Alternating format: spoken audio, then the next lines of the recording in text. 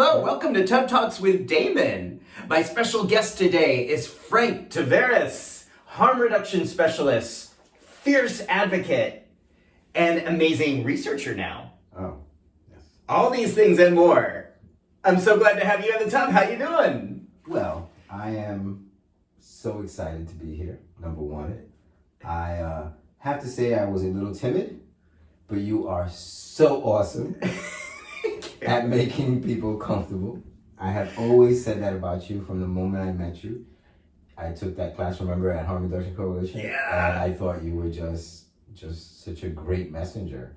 I've always seen you as just such a person that brings so much energy, but also joy.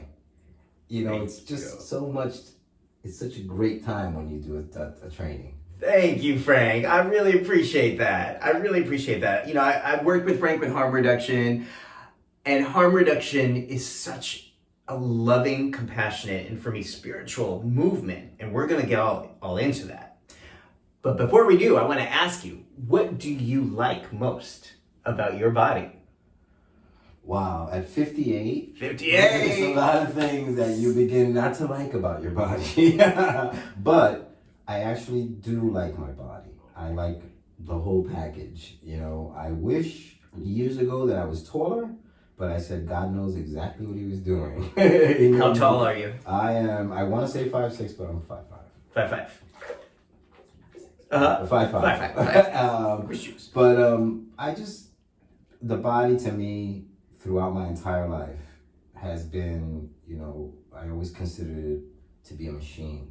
And you have to keep the machine oiled, you have to keep the machine fed. And when I was using, it was interesting because I was in the throes of using heroin and cocaine and being wild out in the street, and I was still doing push-ups and chin-ups.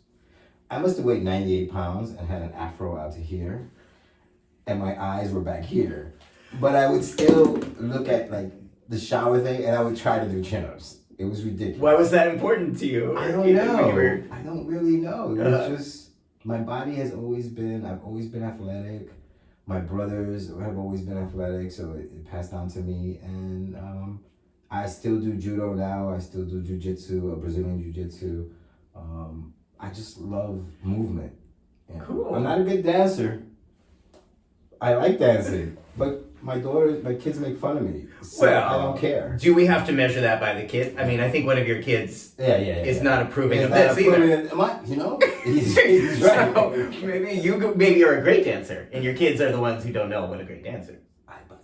Yeah, but what do you like most about your body today? Like I said before, my arms look just so great. All right. Stop. Right. Yeah. Let me stop. So you've always maintained a workout routine, even Always. back when you were actively using drugs. I don't know about a workout routine when I was actively using drugs, but it was always in my head, you know, that I wasn't doing the best for my body. Yeah. And it was always something that was there. When I was ready to stop, it was one of the biggest motivators. I went through 5 years of AA when I stopped.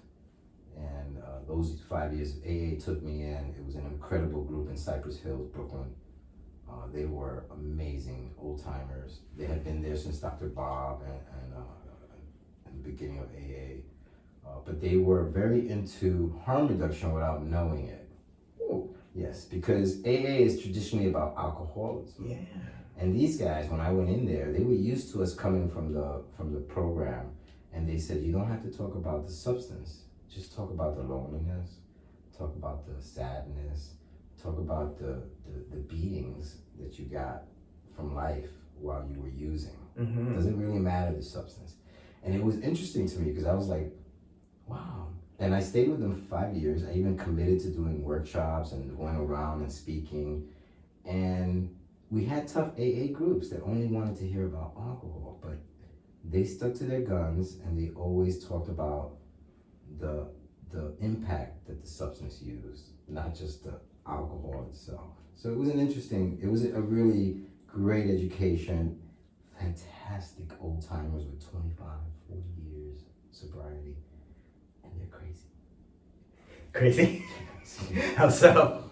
They say crazy things, their wisdom is like, what?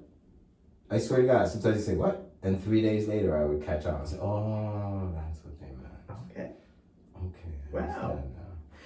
So I just want to make sure that I know what you like today about your body, your arms, and you are really fit. I mean, you keep in shape. The whole time I've known you, yes. It's about 6 or 7 years now, you've always really kept your shape. Is physical fitness part of your routine today? Movement is what I call it. Okay. I don't call it physical fitness because I've discovered through 58 years of my life that everyone that is ill, everyone that is having a hard time with their bodies is people that have given up movement. Whatever it is. If they were baseball players, they seem to think that just throwing the ball was the end of it. Like, okay, I'm not a baseball player anymore, so I don't have to run. I don't have to stretch. I don't have to lift weights. It doesn't matter what the movement is. I right now love yoga, but I lift weights, and I do judo, and I do jujitsu. So I do aggressive things, but I do soft things too. I like Tai Chi. I've done Tai Chi for many years. I think meditation is part of fitness. It's not just about the hard stuff. It's also about the soft stuff, the stuff that limbers your elbow, your joints, your ligaments, your tendons, and your mind. If you don't create the mind-body connection, then if you go to the gym to do selfies, forgive me, I'm not criticizing people now. I don't care if you're in the gym taking selfies, I love you. But you should be connecting with your body, you should be connecting with the movement. I do that. Wow. But it's taken me very long time. Some people are lucky. Some people do it right away. I have to keep remembering the lessons over and over again, repeating the downfalls. 4 8 times, stand up 9. That's the way my life is right now. Wow. So it sounds like there's various ways, but there's discipline behind that. There's intention behind that. Keep your body in shape. Is that right? There is discipline. Yeah. Discipline is very important. I hate that word sometimes because it puts people in a box. Oh. So what would be a better word? I don't know. I think caring for yourself. I like that. Instead of discipline. Discipline is something that you find so hard.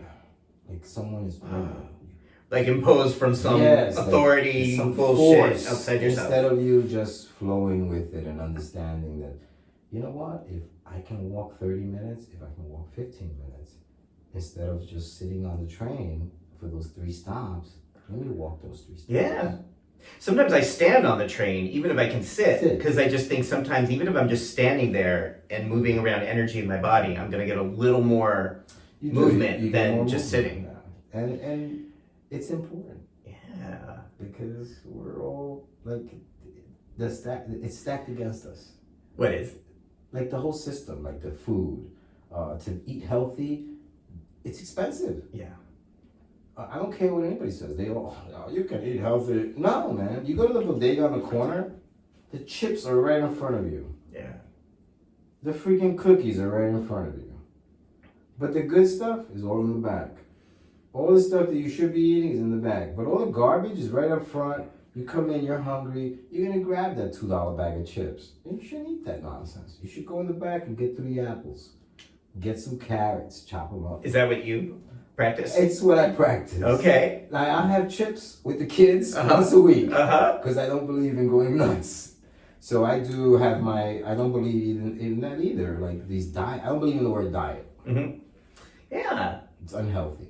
Yeah. We're meant to eat whatever the hell we want to eat. Yeah. As long as we're still moving.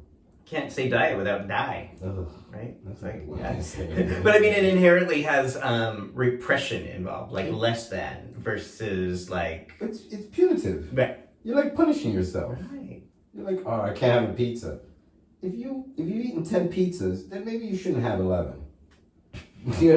But if you haven't eaten pizza all week, and you say, I want to eat a pizza, eat a pizza. Yeah. If you haven't eaten anything all day, and you say, I'm going to eat McDonald's, you haven't had any calories, yeah, it's junk, it's garbage, but put something in your body. Because you need calories to live. So I tell people, it's sad, but if you have the opportunity to have a choice, pick the healthy choice. If you have no choice, Eat. Eat something. Because not eating is not. I had someone who said, "Oh, I'm on an apple diet." I love apples. They're an amazing fruit. The skin tells your brain not to that you're not hungry, and the white part fills your belly and draws water into your belly and makes you feel full. That's why they say an apple a day is a great thing. I did not know that. Yeah. I did not know that was where that it saying helps came with from. appetite. It's a great Wow, thing. The that makes chemical so in the much skin sense. tells your brain, "Hey, I'm good," and the meaty part of the apple draws water into your stomach, it draws blood, and of course you feel full. But you don't fucking eat. Sorry, you don't freaking you can eat. say it's YouTube. We can say fucking. You don't freaking eat apples all day. That's Right. That's not balanced. That's not Balanced. So what I love about so much of the work you do and speak about in terms of harm reduction is about finding balance, not going to extremes, abstinence, using, eating, finding balance. Yes. Can I ask you more about your own history and experience with that process of going from abstinence into the harm reduction mode? I'm still balancing. Yeah.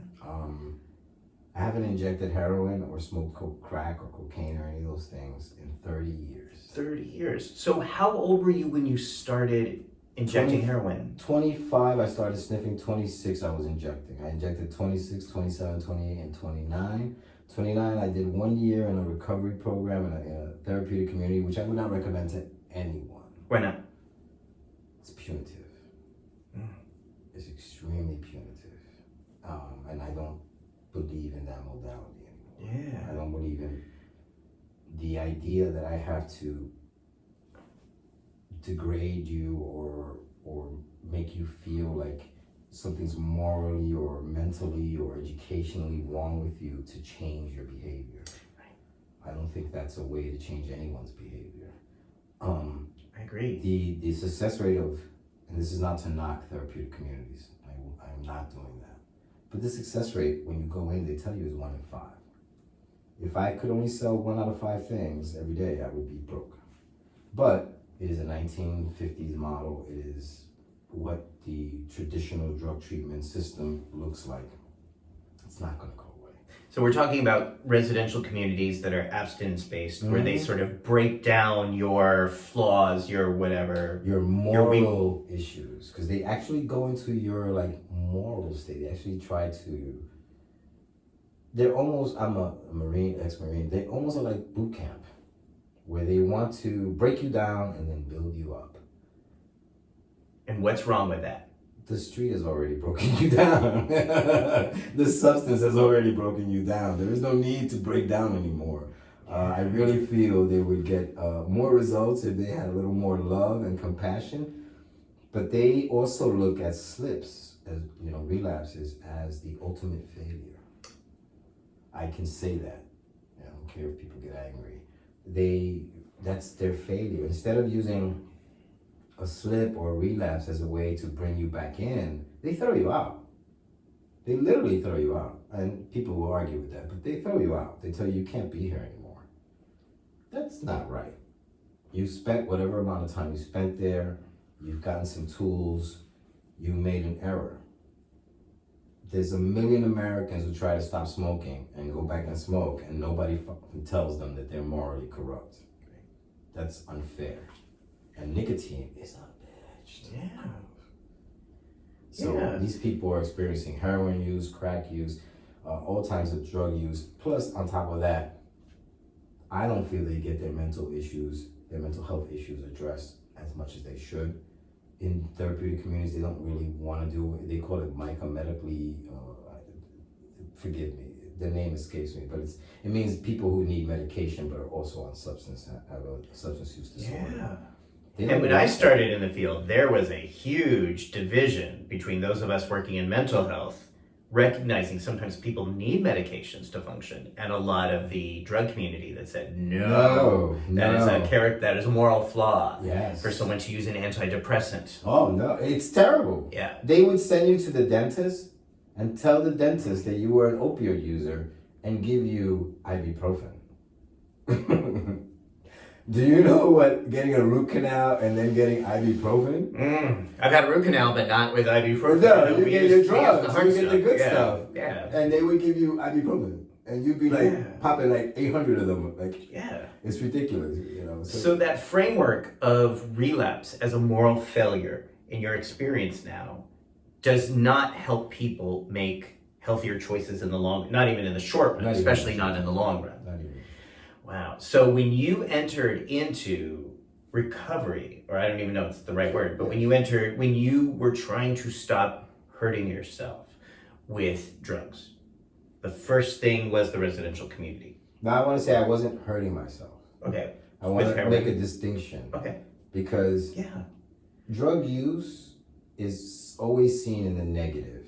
Yes. I wasn't hurting myself. I don't see it that way. I was making bad choices and bad decisions, but I was using the substance that I wanted to use. I just didn't have that word balance. So there are a lot of people who use successfully, but they don't get no credit because they're using and they're not committing crimes and they're not doing nothing. They're just going about their lives. It's called lubricant. People come home, some sniff cocaine, some do dope, some do gas, some do whatever, but we seek pleasure over pain. You know, that's the way it works. So I was not hurting myself. There was a line that I crossed where I was hurting myself. And that's misuse. That's when I was putting myself in risky environments. I was doing riskier and riskier behavior crime-wise. So it was either the police or other people that were gonna hurt me. So in that term, I crossed the line, but it wasn't like I was intentionally trying to hurt myself. You know, that's not, you know, addiction, for lack of a better word, is seen as this thing that is this insidious monster. And it is. But we're trying to escape sometimes. A lot of people have trauma. What were you escaping from? I don't think I was escaping from anything. For me, it was more, you know what? That's not true. You know what? I was escaping something, and it was my family. I can honestly say that I've never really admitted that, but it was my family.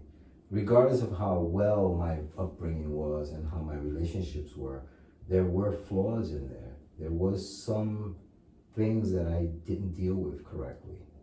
And I feel that that's what led me to burn those bridges and continue to use, even when it was causing me, you know, family issues, even when it was causing me into personal issues, when I was losing people that really cared for me, and I was gravitating towards people who didn't give a fuck about me, which is the distinction, you know, and I think that's where we start hurting ourselves, when we associate with people who don't care about us, because then we're alone. Thank you.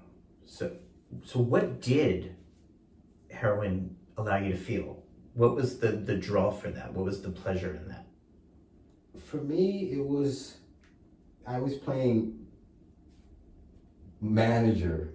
I liked crack, but crack was out of control. There was a point where you would rob a mouse. You would do anything. It really is that intense. It can become that intense. So I used heroin, because remember, I was being, you know, my little scientific pharmacist. I was saying, okay, I'll use the crack and I'll buy a couple of bags of dope. And when it gets out of control, I'll sniff the dope. Eventually, the heroin affected my body, because heroin affects your body and it kind of replaces oxygen, food, and shelter and all those good things. Because withdrawal from heroin is absolutely horrendous. I'm going to repeat that for people that think that it's an easy thing and they're like, oh, you should just quit. No, you should just stop. It is horrendous. Can you describe it? I quit cold turkey over a weekend. From heroin, opiates. Yeah, a gentleman took me, and he took me to his place, and he gave me some dope and some methadone, and we spent the whole weekend detoxing. And it was like maybe 10 days that I was there. And it was the first 3 days. The first 3 days were awful, because those were the days where, you know, the stuff that he gave me to manage ran out, and it was time to nut up and be ready for everything. I was not. I will tell you this. I was tricked into this because this person felt that he had a right to do this to me. Because it's not cool what he did. I'll be honest, it's not cool what he did. So wait, he entered you under the premise of a slow detox, yeah, or methadone? Yeah, and then he just left. And left me there in this room, locked up. Locked in up? The bathroom. You were locked up against your will? It wasn't against my will. Of course it wasn't against. Of course it was against my will, because of course I wanted to go get high. I was in pain. I was suffering. I was in the fetal position. I had shitted on myself, pissed on myself, done all that good stuff. I was in cramps, incredible cramps. Where were the cramps in your body? Oh, it's like you have every bowel movement at the same time. Yeah. Pretty much. And you don't want to move. Right. You just literally don't want to move. And this goes on for hours. This is not like it goes away and comes back. No, this goes on for hours till your body adjusts. And then you still have some days after that where you still want to use. I reused after that. I went to treatment and then I reused again. It isn't really, I wouldn't recommend it to anybody right now. We have Suboxone, we have buprenorphine, we have great. We have opiate replacements, right, that are humane. Humane. So people don't have to go through that. Yeah. So. Right. So that I think is really important for people to realize, is that it's, as you said, it's not just a matter of why can't you stop. When you're talking about opiates, you're talking about an excruciatingly horrible experience that can last days. Now I want you to think about something real quick. This is something that's happening today. They arrest people with opioid use and throw them in cells in these precincts, and they don't give them methadone, they don't give them buprenorphine, they don't give them nothing, and they let them get sick. That's a crime. Right. That's a crime. That's happening right now. Yeah. We're fighting that. We're finally getting methadone into prisons, into Rikers Island. Mm-hmm. Hopefully, I don't know. I'm hoping that's happening. But that is a plan that we have, to have precincts be able to have methadone. Right. Methadone is the gold standard. So in New York, is it city or state that you're talking about? Where someone who is arrested... That's Department of Corrections and supervision. Okay, so someone who's arrested is likely going to be put in a cell where they will have no access to any opiate or opiate replacement, and be forced to go through a torturous experience of physical withdrawal, pissing, shitting, and every imaginable pain, aching, every imaginable pain, your whole body in a jail cell in front of whomever happens to be speculating. Now, in your opinion, in your experience, does this happen more to men of color than white guys? Yes. So if a white guy, like if I got arrested with heroin, would they offer me methadone or Suboxone? But, and let me rephrase that, because it's the standard across the board. I couldn't say what would happen to you. Mm-hmm. What have you seen? I would hope, if you're a person of resource, that you would be able to get out before you get sick. That's the only answer. So that's sometimes is how that works. Because they don't really. That's not how, So people with privilege, people with money. People who can pay we're going to give you a disappearance ticket. They'll give you a disappearance ticket, they'll hold me 24 hours. I can say that. They will give you a disappearance ticket. Oh, Mr. Damon Jacobs, you know what? You need to come back to court. That substance you had is illegal, blah, blah, blah, blah. Here's your disappearance ticket. Me? So disappearance meaning they'll let me go and I can go about my life and then I have to come back. Yeah. They arrest you. If it's on a Friday, maybe night court, maybe the Tombs down in Brooklyn. The Tombs don't have methadone for people who are there over the weekend. They don't have nothing. Maybe they do. I could be wrong. But as far as I know, I have not heard of that news. And I got my ear to the floor on this. We've been fighting for this. Advocates have been fighting for this for years. It's inhuman to make someone go through withdrawal. And this isn't news. I mean, we've known since the 60s that methadone is a humane way to help people either reduce opiate use or maintain... And it helps with overdose prevention. Yeah. which is the big thing right now. Overdose Yeah. prevention is what we're like, so much lip service to overdose prevention. I'm going to say that. There's a lot of lip service. But it helps with, it's the gold standard. Methadone is the gold standard. The percentage of people that abuse methadone is very small. But the visual, I remember Giuliani wanted to close every methadone program because he said it was one drug substituting for another. And we did a campaign, GMHC, Exponents Incorporated, Latino Commission on AIDS, Harm Reduction Coalition. We all got together. We brought him tons of data on methadone, how effective it was, how this percentage that you see in the street is really a low percentage. This abuse of methadone is very low, and it's not abuse. It's people trying to get through their day. So I want to say that again, it is not abuse. It is people trying to get through their day. That's all it is. And if they need methadone, but they still want to dip and dive into something else, we don't know why they're self-medicating, but that's a small percentage. He wanted to close all of them. He got pushed back. No, he couldn't close them. But he literally wanted to do. Giuliani was our best friend sometimes because of the stupidness he would do.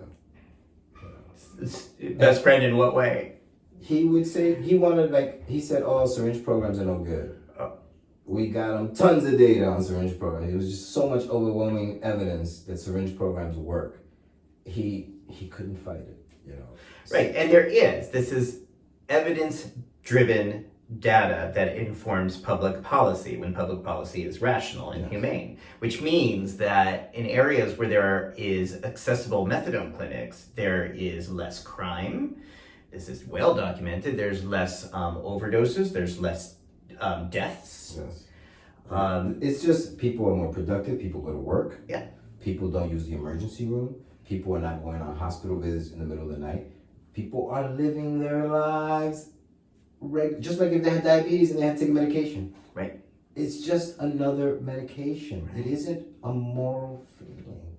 And yet there's still so much stigma. Because they made it that way. You got to go and stand in front of somebody, open your mouth, and drink something in front of somebody. It's like bend and squat in the precinct. So I'm happy. The only thing that came out of good out of COVID was that they did methadone take home. Mm-hmm. They extended that, and they are keeping it. So people no longer have to go every day. It was stigmatizing, you know. You literally had to be perfect for these people to treat you humanely. Yeah. That's ridiculous. I'm not perfect. I'm not perfect now. How could I be perfect? You know, and they hurt a lot of people. They made a lot of people go back to using. Maybe that's too harsh. I think they created a system which wasn't to the benefit of everyone. Mm-hmm. They could have created a more humane, loving system. In Italy or Portugal, if you are using heroin and you are sick and you are feeling that you're going to commit a crime, you can walk into a pharmacy and say, hey, I'm a heroin user. I am in withdrawal. I need help. Okay, how much heroin do you use? Here's how much milligrams you have. Please call this number tomorrow to register so you can get some treatment, maybe some psychological, whatever. But they offer you, they don't let you go commit a crime. It's so different. It's humane. It's humane. Amazing that we have to say, we're amazed that that's so different when that should be the norm. The norm is, I am a user of substances. I am going through a crisis. I do not want to commit a crime. I do not want to hurt the system in any way. Mm-hmm. Help me. And having worked as a counselor in a methadone clinic for several years, I don't want to say which one in case they want to sue me then, I could see that negotiation between the consumer, and I use consumer intentionally because that's how I see people coming in for help. People needing that help from methadone, trying to get more autonomy, more take-home doses, seeing the power struggle between them and some of the nurses who themselves have severe mental illness issues that were playing out their own family trauma against the consumers and ruling against them because they reminded them of someone from their past. This played out a lot. And I'm just saying that was a setup for some folks. I mean, for some folks, methadone system works really well, but for a lot of folks, they would follow the rules. They would establish autonomy. Maybe they weren't perfect, but over a period of time, they showed consistency and still couldn't get those take-home doses that they wanted, so they could go hang out with their grandkids over the weekend or whatever. Whatever it was, to feel less stigmatized. Those buildings itself is stigmatizing. Yeah. I'm not going to get so much into the staff, but just the building. Like I go to a methadone clinic I don't attend, I go there I'll do outreach, and it's a black wall. I'm like, God. Yeah. Couldn't you paint it like friendly? Couldn't it be like I don't need like graffiti and art, like, Picasso, but I wish I had a picture of it, because it's a freaking like a door with a black background, and I'm like, that is so good. Anything that helps you to communicate that you're valued, which is the opposite of what I often see in methadone clinics today, and 18 years ago when I started in that. Michelle Obama has a podcast right now, The Light We Carry, and one of the things she says in this is how important it is that we let children know that they're valued. And I was listening to that thinking, this is the same thing for adults. This is the same thing for anyone asking for help at a methadone clinic, at a medical clinic, at an HIV clinic. How to communicate. You are valued. Your life matters. I'm going to interrupt you and give you a compliment, because you do that. Oh, thank you. You do. Thank you. I try. You do that. I try. And I was trying to do that when I worked at this place on the Lower East Side. That'll tell you where it was. Right? Trying to communicate that to the best I could within the system that was trying to communicate otherwise. So it was weird, because methadone is a harm reduction strategy, but it seems to often lack, or at least the system lacks, the compassion and the humanity. I think it was set up that way, purposely. How come? There's a movie called Liquid Handcuffs. It's about methadone. I don't know if I love it or hate it, because it's so raw from that time. There was so much injustice, and people just wanted to get away so badly that sometimes it's a real reality-based video, but it hurts me to see people that I believe in say things that they say sometimes. Like one guy says, "Fuck it, I just want to get high. I don't give a fuck about the world and all of that." And I hear that. I hear that too. I hear that. I still hear that today. I hasn't felt that way. I felt that way today. I felt like, fuck it, man. But we can't always portray that out there, because we're not role models. I don't feel I'm a role model, but there's hope. Yeah. And to me, that movie shows a little bit of hopelessness. It's a royal movie. I recommend it to anybody, but it is raw. And if you don't come from a background, like a life experience of using, you can see it and say, "Oh, drug use, oh my God, those people are like really insane, and they're just crazy." They're just like, it's very negative. If you come from a different world, you can view it and be very very critical. Yeah. When it's just reality. Yeah. When it's the real, at that time, black and brown people, the heroin was good. I'm gonna tell you that right now. It's not the heroin of today. And it was a systemic attack on that community all the time, of just lack of wealth, lack of resources, lack of education. Not that people weren't trying. We had some fantastic activists from that time. But it was hard. It's hard now. But it was hard. So your experience then, you described that sort of almost forced withdrawal session. And then, so you did go through withdrawal. Oh. And then you did use after that. After that, I went into a traditional drug treatment program. I spent an entire year there. Like a residential center? And it was insane. It was crazy. I even got a job working for the first criminal court, drug court in New York. It was on 57th Street. They actually connected me with there, and I was interviewing people in downstairs and trying to get them into drug treatment. And I walked out one day and went and bought a bottle of Hennessy, a bundle of dope, which is 10 bags, and about 50 cracks, and never came back. and someone would say, why? Why? So you went through withdrawal, you had a job, and then why? To this day, it's still a mystery to me. I can look back and see all my actions. Or you slip way before you pick up the drug. I will say that is a fact. You already have this thing inside you. You may not acknowledge it. You may be lying to yourself about it. I'll stick on myself. You try to not acknowledge that this thing is becoming more and more this obsession to go use, even though you're covering it, is becoming larger. And it just overtook me that day, and I went and used it, and it was no reason for it. My life was perfect, according to other people. How about for you? To this day, I really don't know why I did that. It was just something I did out of the blue. I guess I wasn't ready to continue for the commitment of work and all that stuff. And I went out and used for 4 months, lost everything. And then I went to Samaritan Village, Fort Bell Men's Shelter. They had a harm reduction program. Samaritan Village's first harm reduction program. I went there. The guy was like, I'm not going to tell you what I did to get in there because I made my own referral. Remember, I was working for Midtown Community Court Project. I went out for 4 months, but I called that shelter specifically because I had known that they had people there who were trying to get sober. I had sent some people there. They had said it was a good program. So I did my own referral, called them and said I was Dave Wilson. Oh my God. He's a wonderful human being. Dave Connolly. I said, I'm Dave Connolly from Community Court Project. I'm going to send someone over there, Franklin Taveras. He's going to be there tomorrow morning. And I did my own referral.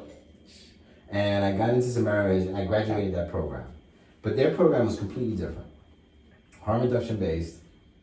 And what did that mean from your point of view at that time? How did harm reduction look different from abstinence-based? I still didn't know what harm reduction was. They said to me they were harm reduction based. Had no clue what that meant. I still didn't understand harm reduction yet. Mind you, I didn't tell you this.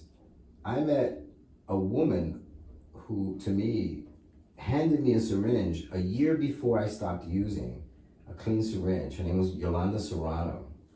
And she was one of the first HIV activists that recognized that HIV was being driven by the drug use, by the opioid drug use in the community. And she opened ADAPT, which was one of the first four syringe service programs in New York. So I actually had contact with her way before I went to Samaritan Village and got that harm reduction supposedly term thrown at me.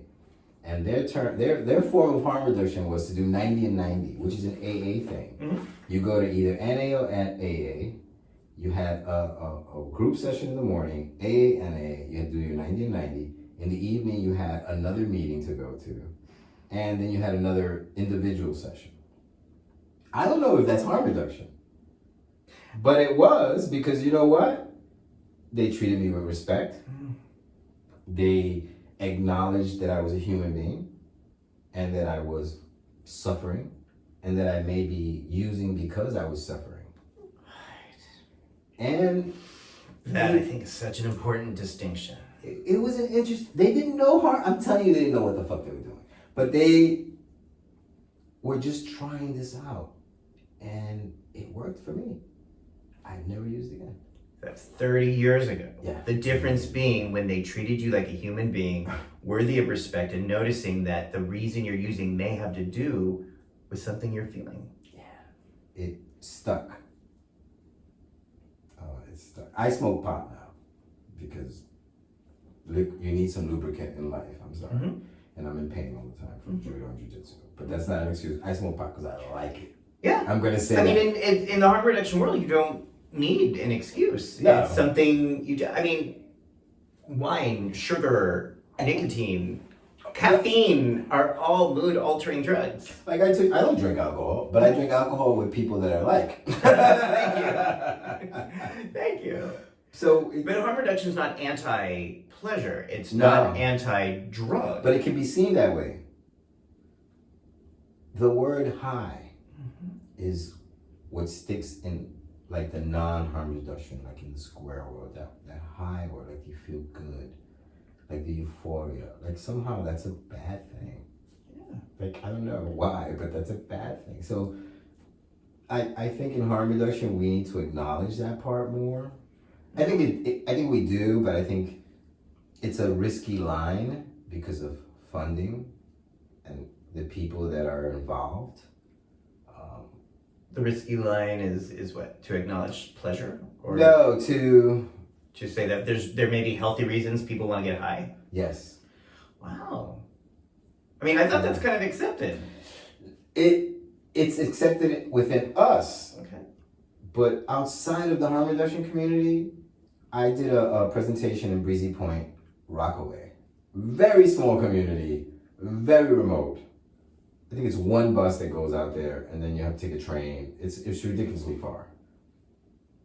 Harm reduction is a term that they have no concept about. Like compassion for drug users is like, whoa. Unless it's your brother or your sister, then you don't feel, you know. And then you may not even feel it because they robbed you. Yeah. They burned the bridge with you.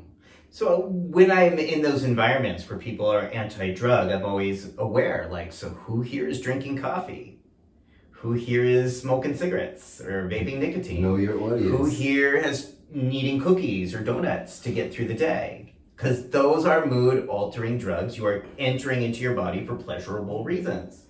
And they were very open to harm reduction. You would think that these people would be like, oh. And I talked to them about harm reduction. I talked to them about the overdose prevention centers. And they were like, whoa, you're like allowing people to use drugs? And I said, yeah. Because there's a nurse there, there's a doctor there, there's a therapist there, there's a social worker there. And these people, we might never have talked to. These people might never know peace when they use. They're using under crisis. Now they're using and they're not under crisis. And another part of their brain can open up and say, you know what, people care about me. So you're trying to do like safe injection sites? Yeah. Okay. So I want to make sure I'm understanding. So the idea of safe injection sites is that people, if they use a drug, can do so in an environment where there is an effort to help them feel cared for and safe. Which is sometimes so different. How can you think about sobriety if you're worried about injecting and someone catching you and this and that and the police and all these things, and then you're also thinking about, oh, I'm so fucked up. You're beating yourself up. Which gives you even more reason, like, who wants to live in that space? Like, of course, I don't want to live in it. I would escape from that. So safe injection sites, psychologically, present the opposite. Your life matters, your body matters, your safety matters. People care. And we care, so do your thing, and we're going to love you. Oh. People understand.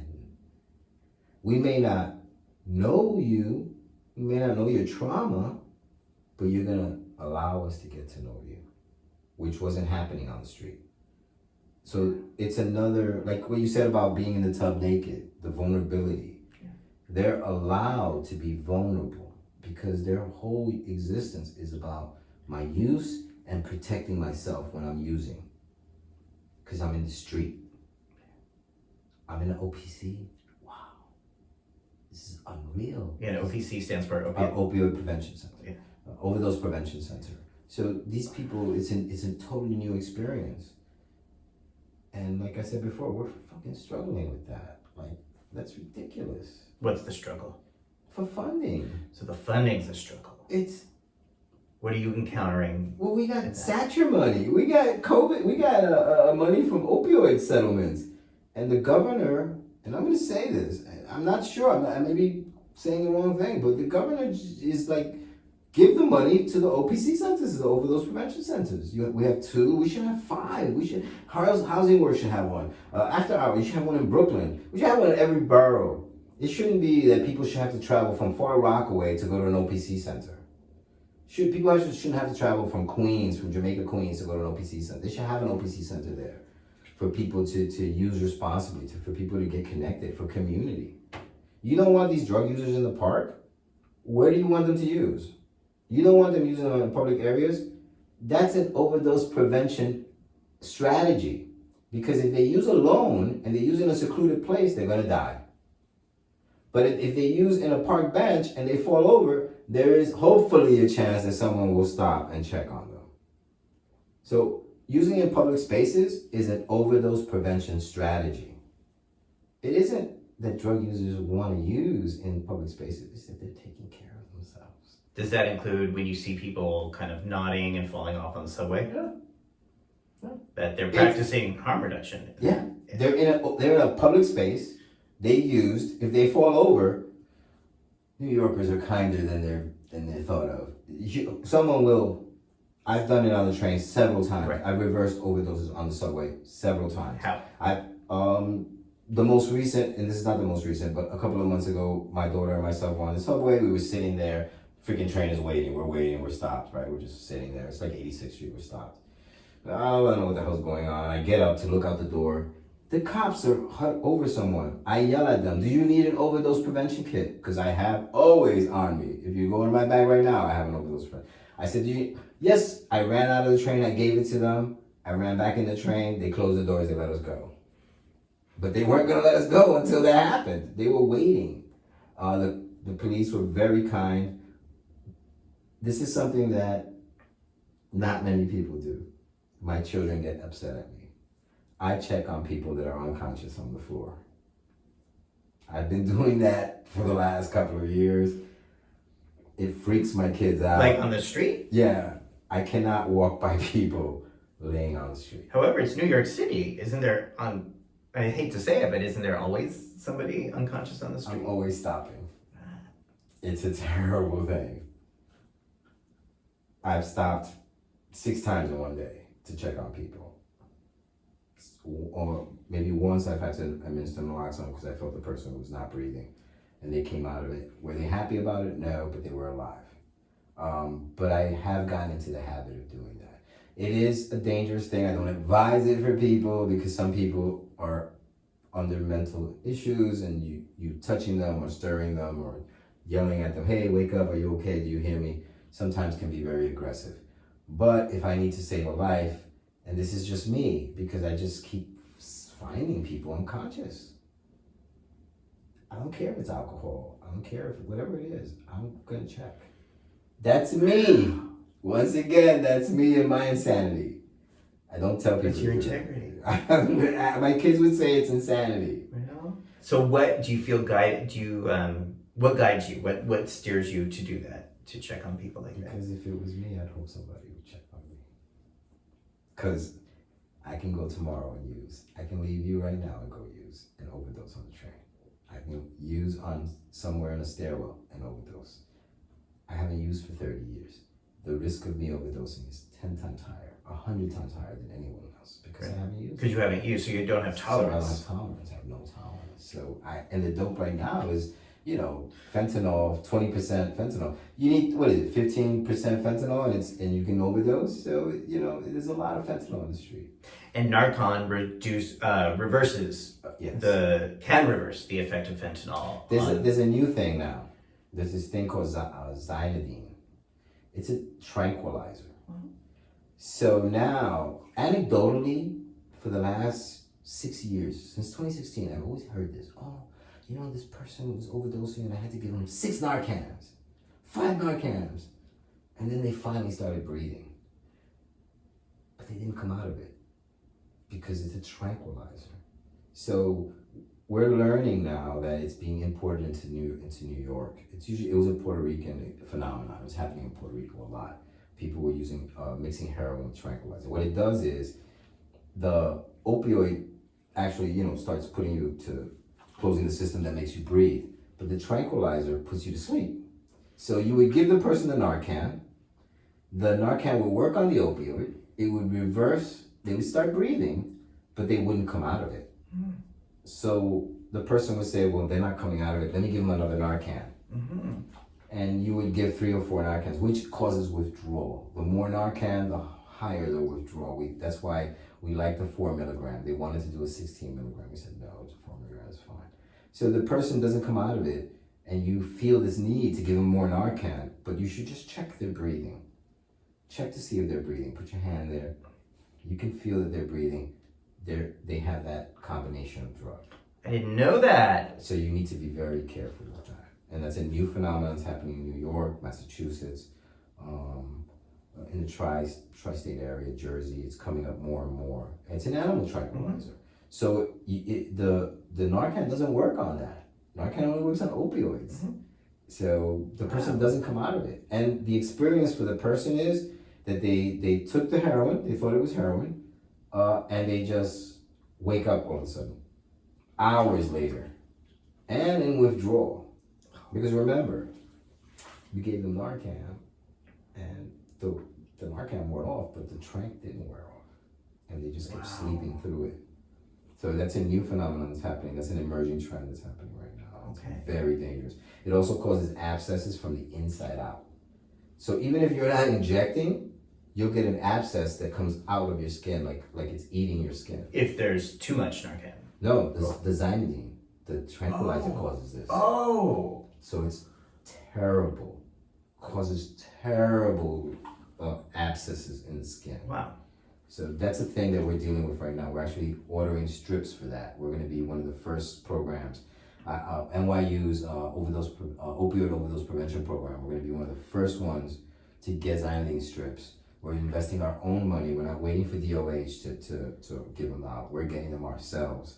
And we're going to start doing a strategy to give them out in some drug user groups. I have a small drug user group in Highbridge. I have a small drug user group in Hunts Point in the Bronx. We have another one in Brooklyn. We're going to start giving them to them. We're also part of the drug checking program. There's a big DOH push that people can bring their substances to a certain location and they can test it and they get $20. So of course you don't lose the substance that you bought. But we test it and we find out if the drug supply is tainted. And then we announce it to drug user groups so that they don't buy there. Or they're more careful. Wow. See, this is why I love talking with you, because I learn every time we talk, I learn so much because I don't know anything about this. This is great. How are you feeling right now? I am wonderful. You made it in the top. You've done it. So we've been talking for almost an hour. Did you know that? No, I did. I can't see those little numbers. Yeah. But this is great. So again, I admire so much of what you're doing, the integrity that you bring to your work, your willingness to step out of your comfort zone tonight by being in this tub with me and doing this interview, and for sharing these ideas about how to help save lives. That is, I think, the very definition of compassion that informs your work in harm reduction. It's love. It's love. It really is love. And it's love because I'm going to say this again. It could be me. It could be me. You know, so, you got to give to get. So would you suggest that everybody who's watching this or everybody who wants to learn more get their own dose of Narcan to carry around with them? Everyone should have Narcan. It should and be where do people get it? Any syringe exchange program has Narcan. There is the Department of Health, Get Well, New York City Well. There is also, if you go to DOH, MH, the Department of Health, Mental Hygiene, and you put in naloxone, you'll get a list of all the places you get it. It's free. You can also get it at pharmacies. You can walk into a pharmacy, if you have insurance, say I want naloxone, they'll give it to you. They'll charge you, but then it goes away. It's like a $5 charge. So I don't have it with me, but because of this interview, I'm going to do it. If I have naloxone with me and I see somebody who appears to be overdosing on the subway or on the street, what do I do? How do I get it? The signs of naloxone, of an overdose, are the fingertips or lips turning blue because of lack of oxygen, because that's what's happening. You're not getting oxygen from your lungs, so you're not getting anything to the brain. So the brain starts shutting shit down and says, I'm not going to send oxygen to your fingertips or your lips. I'm going to keep it to myself. The other sign is non-responsiveness. But always remember this. Naloxone is one of the safest drugs in the world. Which means, you know how they do the commercials, and at the end of the commercial, the guy goes, this side effects, and he tells you all these little side effects? Yeah. There are none. So if There's I'm no drug wrong, interaction. if I think somebody has overdosed on opiates and it turns out that I'm wrong, I'm not gonna kill them You're not by gonna- putting Narcan nothing. in them. I'm not gonna hurt them. I can say this, and you cannot say this about many drugs. It is one of the safest drugs ever created. So it won't hurt somebody Never. if it turns out that they're passed out for a different reason. It has Like if they had a heart attack or no interaction with any other drug. Please, Wow. it is the safest thing to use, and it does nothing. It only works on one thing. It only does one thing. It blocks the receptors in your brain of opioids. That's it. And it saves lives. Always. It is a loving act to save Saves human life. And what do? Do I inject it? Do I have to know how to use IV needles? How do I do In this? 2006, can you believe this? They gave out the first naloxone kit, and it had a syringe in it with a little tiny I bottle. think that's what I'm remembering. And yeah. we had to teach people to put their elbow on the table and then bend down and put the syringe in. Yeah. Could you imagine doing that shit when someone's dying? But we did it. We did it. And then we created the second generation, which was this machine that told you what to do that cost $5,000.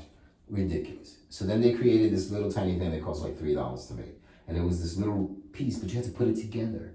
So it was another freaking barrier.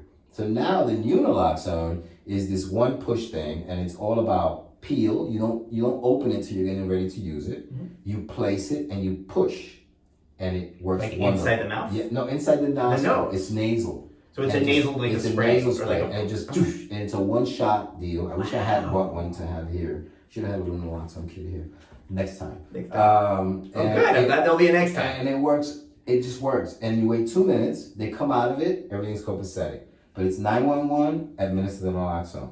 You must always call 911. We have the Good Samaritan laws that protect people because people were fearful of calling. Because who shows up when you call 911? Cops. The police. So the Good Samaritan laws protect you from any amount of marijuana that's found in the place.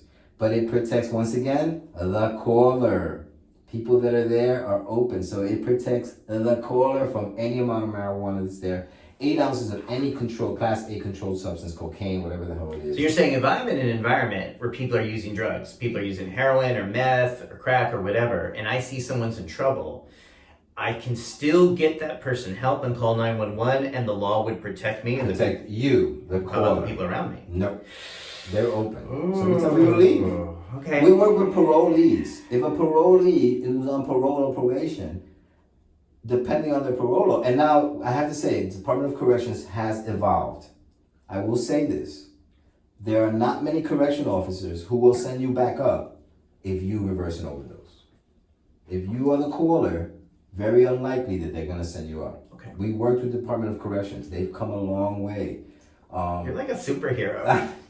But we tell parolees and we want people, if you reverse an overdose, we want you to stay with that person for 3 hours. Why? We want you to put them in the recovery position, which is on their side, mouth and nose clear of anything, clear the pathways to make sure that if they throw up, they're throwing up on the side. They're not on their back.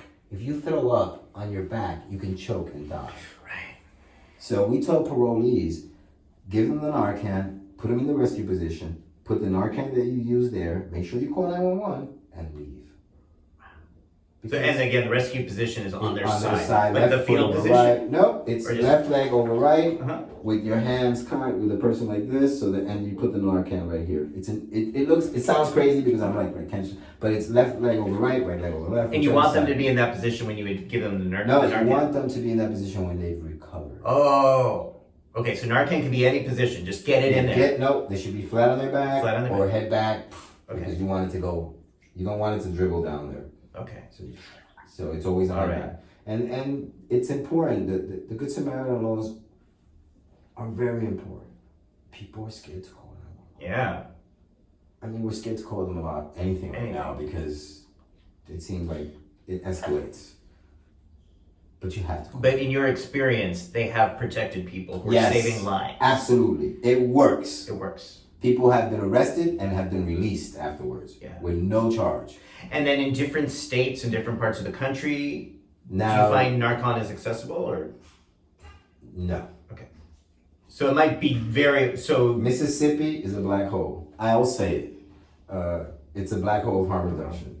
is there a website people can go onto and say, hey, how do I get Narcan in my Next area? distro. Jamie Ferraro. Do you do that? Do you do like a little resource? Yeah, so underneath this interview on YouTube, if you send me the link, I'm going to send you the so stuff. that anywhere in the U.S. people could put I'm in going their to send it to you. location. Absolutely. Yeah. We have some great people. Harm Reduction Coalition. Yeah. Next Distro. There's just such great. We have great people out there. We have great people who will ship naloxone to you, who will go out there and do presentations. We want to spread harm reduction. We're going to save lives. Spread love. Spread love. Spread love is really harm reduction is love. Thank you, Frank. I so much appreciate your message. This is why I wanted to talk with you, and I'm so glad you took the time and decided to go and join me on this adventure. Thank you. It's really amazing, and I hope that if it feels right for you, we can come back and talk more about this. But either way, I'm going to follow that website and get some naloxone so I can carry it with me in my backpack. I'm going to give you one. I'm going to give you some right now, and I'll give you a kit. Okay. Because I also want to be active in promoting the spiritual, physical health of this amazing city. One other thing, it's free. Yeah. The trainings to learn how to distribute and do overdose education, naloxone distribution are free. Yeah. The fentanyl test strip program in New York City, the training is free. Mm-hmm. To sign up to be able to give out fentanyl test strips, which is a battle we're having so that people can test their drugs before they use them. It doesn't stop people from using, but it makes people understand that they have to take it easy, maybe take a test shot, call someone, and not use alone. Yeah. Using alone is a death sentence. Good advice. Any other advice you recommend people know about? Amazing. Last question. If you could go back 30 years ago, knowing what you know now, and give yourself a piece of advice, what would that be? Don't sell that Apple stock. All right. And if people want to follow more of your work and see more of your thoughts and your articles, what's the best way for them to do that? My LinkedIn page, my Instagram page, and my LinkedIn page. My LinkedIn page is more advocacy based. My Instagram page is more just me informing people of things that it hits me at the moment. There's so much stuff to fight right now. It really sucks. Yeah.